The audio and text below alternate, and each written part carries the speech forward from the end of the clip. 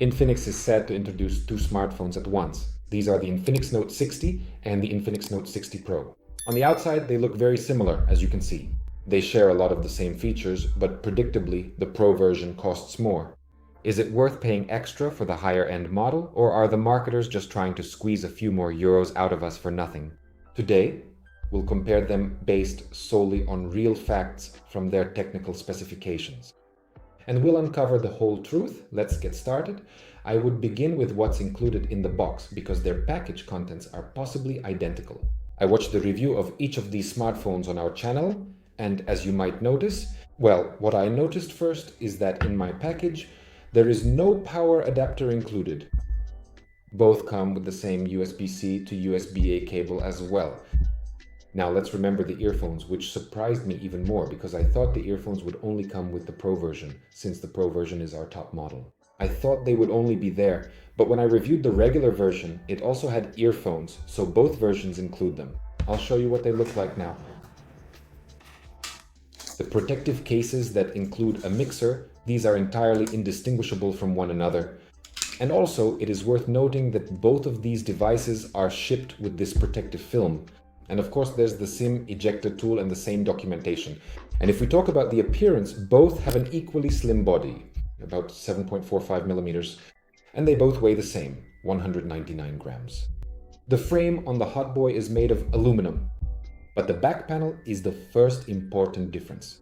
The base Note 60 has an aluminum back, while the Note 60 Pro's back cover is made of... There's also a small difference in the camera module. The regular Note 60 uses active Harolite diode backlighting, while the PRO version boasts a full-fledged active matrix feature, which we discussed in detail during the teardown of this phone. Both smartphones have basic splash protection according to the IP64 standard, so you can't peel off the back on either one. And also the threshold. Some details that I, for example, noticed are that both devices have the same feature. This button, the one-tap button. And there's another feature I noticed. With both devices, we can check our pulse in the Heals app, or rather, My Heals. You've seen all of this in our teardowns of each device. Here you can check your pulse, blood oxygen level, stress, and also some other functions. But for example, in terms of appearance, these devices are really super similar to each other. Now, as for the screens, let's turn them on. Here, Infinix decided not to be stingy. Both devices have exactly the same display matrix. It's a huge 6.78-inch AMOLED display with a 1.5K resolution and Ultra HD support. Both devices have a refresh rate of 144 Hz, and the peak brightness can reach an insane 4,500 nits.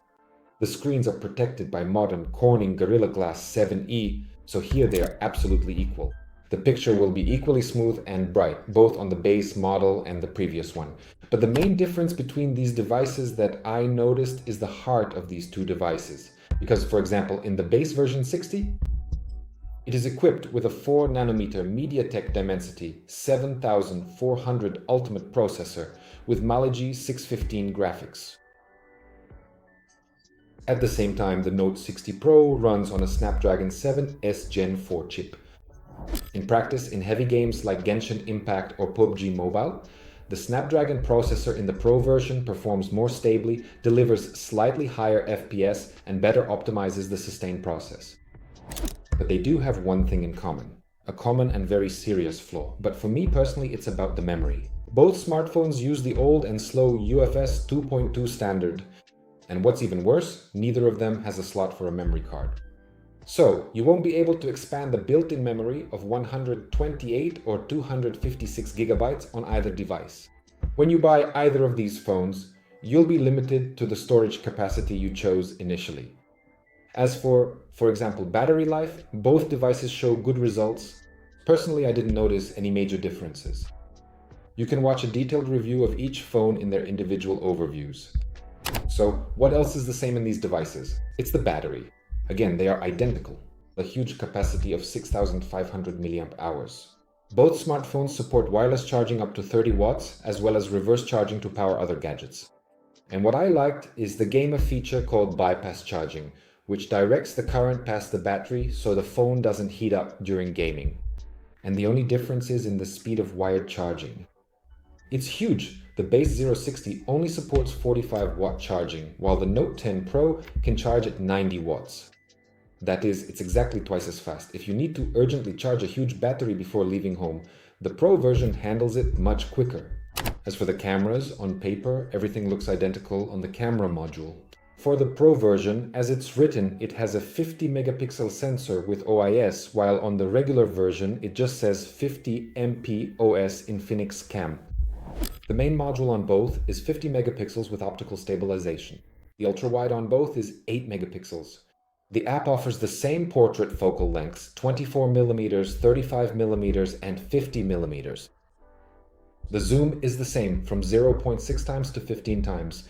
The same modes are available: Street Snap, Super Night, and Vlog. Both have the same front camera. It's 13 megapixels. Just out of curiosity, I opened it up right now. There are some interesting modes here as well on both devices. Slow-mo, time-lapse, dual video, AI Siri Portrait, SkyShot, Pro, Panorama, Super Macro, Document Reflection. Everything is exactly the same. If we talk, for example, about video recording, everything is the same here as well. Both smartphones can record video in 4K at 30 frames per second on both the main and the front camera. They also have the same stabilization features, AI Steady and Ultra Steady. But what if you want to shoot? At 4K 60 FPS, it's not available on either the Note 60 or the Note 60 Pro. You'll have to lower the resolution to 1080. This is especially disappointing for the Pro version, because I thought there would at least be some difference here. As for wireless interfaces, the smartphone offers NFC, infrared, and an IR port, Bluetooth 5.4 and JBL stereo speakers. But the Pro version has a significant advantage for travelers. It supports eSIM in the base model, only 2 physical nano SIMs. Speaking of AI features, here, they are also available based on Android 16. And they are exactly the same. There are also text assistants here: iWriting, Document Assistant, Recording Summary, and the Translation tool. And the search function, as well as the AI Team Wallpaper Generator and an Artificial Selector Generator. As I already said, you lose nothing if you buy the regular Pro version, because everything is the same. Well, let's quickly sum up the general pros and cons of these phones. The common drawbacks for the Note 60 and Note 60 Pro are the slow memory of the old UFS 2.2 standard. There is a complete lack of a slot for a microSD memory card. No support for 4K video recording at 60 frames per second, weak water resistance, and IP64 only protects against splashes. And the general advantages. For these models, it's an excellent AMOLED screen with a refresh rate of 120 Hz, peak brightness of 4000, actually 4500 nits, and a huge 6500 mAh battery. There's also support for wireless and reverse charging, and a rich package that includes a Type-C cable, power adapter. In some versions, a power adapter is included, and earphones in the box. And also conveniently configured AI features. So, is it worth paying extra for the Pro version? In my personal opinion, it's only worth paying extra in 3 cases. First, if having a Snapdragon processor is critically important to you for more stable gaming performance, that's one key point. If you want to charge your phone twice as fast with 90-watt charging, that's the second point. And if you need eSIM support and want a glass back with a second active matrix display, but I don't know, I think you can easily get by with the regular version. If gaming isn't really your primary concern, and you don't actually need eSIM. Waiting an extra half hour for charging isn't a problem for you. Feel free to go for the basic INFINIX Note 60. You'll get the same awesome screen, metal body, and the same indestructible battery, but for less money. And for example, if you look at the iPhone, I'm using the iPhone 15 as an example, the regular one. It has 2 cameras. If you go for the iPhone 15 Pro, it already has 3 cameras. For example, if you take the iPhone 17, if I don't turn around, the 17 has a different design. If you take the 17 Pro, it already has a second design. And the internals of the device are different too. But here you have 2 fully identical devices. Except for those 3, differences in favor of the Pro version. So they're basically just 2 identical phones. Well, write in the comments which one you would choose. And leave a like, subscribe, and see you next time. Bye.